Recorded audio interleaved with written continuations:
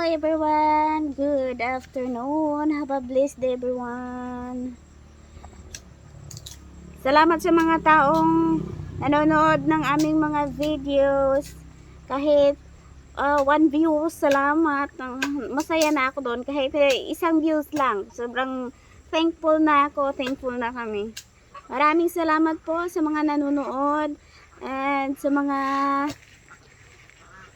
hindi na mamansin pero pinapanood yung aming video. Thank you. Thank you everyone. And nakapag-video kami ngayon dahil gusto lang namin i-shout out yung mga taong nagsasabi na engagement is the key.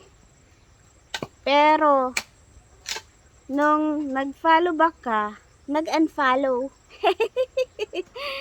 God bless you.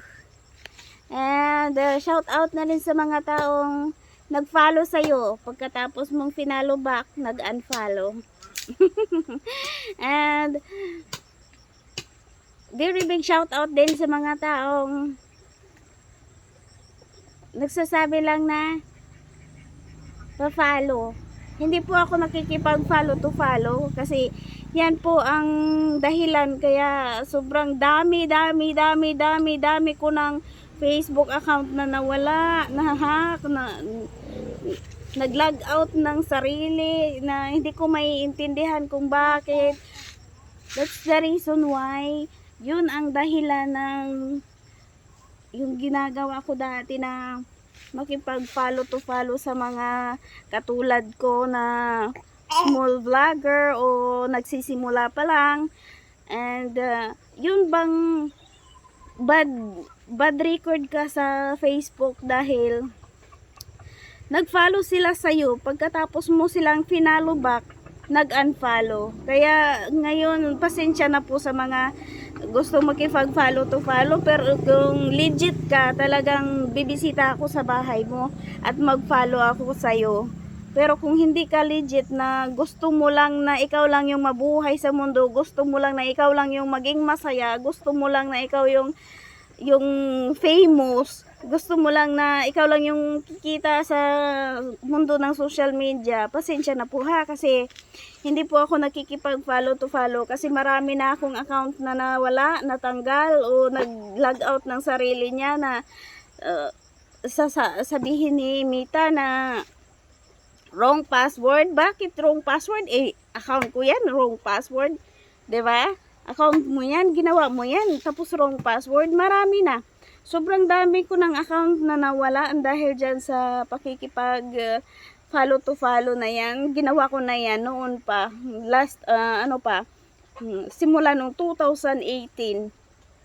Yan, ginawa ko yan. Kaya marami na akong account. Tapos pag nag-log out, hindi ko na mabuksan. Talagang mabubwisit ka na lang, no? Dahil sa mga ginagawa ng iba na yung tipong mag-follow sila sa'yo pero hindi naman sila nanonood, hindi sila legit yung gusto nila na sila lang yung sumikat, di ba? Sila lang yung mapansin, akala mo sila lang yung bida, sila lang yung kumikita, di ba? Hindi dapat ganun. Hindi naman tayo sa sikat tayo, hindi naman sa artista tayo, no? Pero dapat pantay-pantay. Kung di pong may mag-follow sa'yo or ipa-follow ka, may mag-follow back sa'yo, mag-stay ka dapat or manunood ka sa mga videos na ina-upload nila. Kasi kung hindi ka rin nanonood, tatanggalin ka rin ni Mita. Kaya useless din na sinasabi mong nag-follow ka, tapos wala yan. Akala mo na naka-follow ka talaga, hindi ka naka-follow ka. Hindi ka po naka-follow. Sa kanyang ginagawa mo na yung magko-comment ka lang, manonood ka lang ng saglit, tapos pag nag-upload yung tao, hindi ka nanonood, wala yan. Basura yung yung yakap mo sa ganyang style.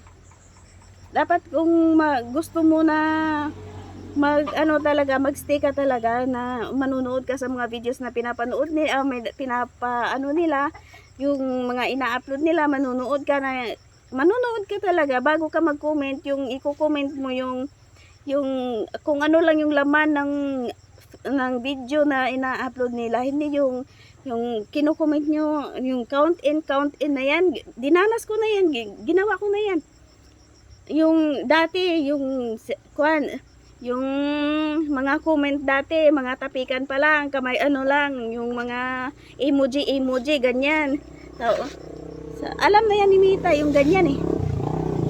Yung mga style na ganyan. Kaya, minsan, instead na kikita ka sa social media, magiging bababa yung kita mo.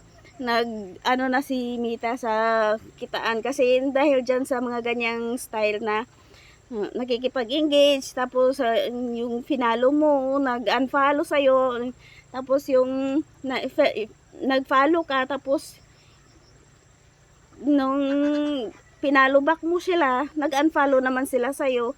Kaya ayan, sobrang sama po talaga ng imahe ng ano mo yan, bahay mo dyan sa ganyang style na ginagawa nila. Kaya yung instead na magiging masaya ka kasi may nag-follow sa'yo, tapos nung finalo back mo sila is nag-unfollow naman sila sa'yo. Yan ang pinaka ayaw ko sa lahat. Kaya pasensya na po sa iba na hindi po ako nakikipag-follow to follow kasi ginawa ko na po yan. Ayaw ko na pong mawala yung account ko ngayon kasi sobrang dami na ng account ko na nagawa ko noon. Ginawa ko na yan, lahat ginawa ko na yan. Kasi nasa Saudi pa lang ako, wala akong libangan, kaya yan ginagawa ko hanggang almost 6 years kung ginawa yan. Kaya ngayon na nandito na ako sa Pilipinas, hindi ko na po gagawin yan. Pasensya na po sa mga gustong makipag-follow to follow dyan. Kung gusto mong mag-follow sa account ko o talagang legit ka, is mag-follow ka lang, is subaybayan mo lang yung mga ina-upload ko o mga pinupost ko. Magko-comment ka lang dyan, is malay mo, isa ka sa mga mabibiyayaan ng GCash. Char! Anyway, yes, nagbibigay po talaga ako. Tumutulong po talaga ako sa mga yung mga talagang nangangailangan na talaga namang yung deserve nilang tulungan, 'di ba? Namigay na ako dati sa account ko na nawala. Kaya 'yun ang pinaka iniingatan ko ngayon na hindi ito mawawala yung account ko na ito dahil sobrang sakit sa pakiramdam na yung nagbibigay ka na sa tao na marami ka ng followers, marami nang humahanga sa'yo, tapos biglang tatanggalin ni Facebook dahil nag-follow ka sa kanila, tapos nag-unfollow sila sa'yo. Wala yun. Useless lang yung ganyan. Kaya yung nainis ako sa nangyari no na sobrang daming account ko na nagawa. Sobrang bad trip po talaga ako. Namimigay na po talaga ako doon sa account ko na yon, tapos biglang wala, useless.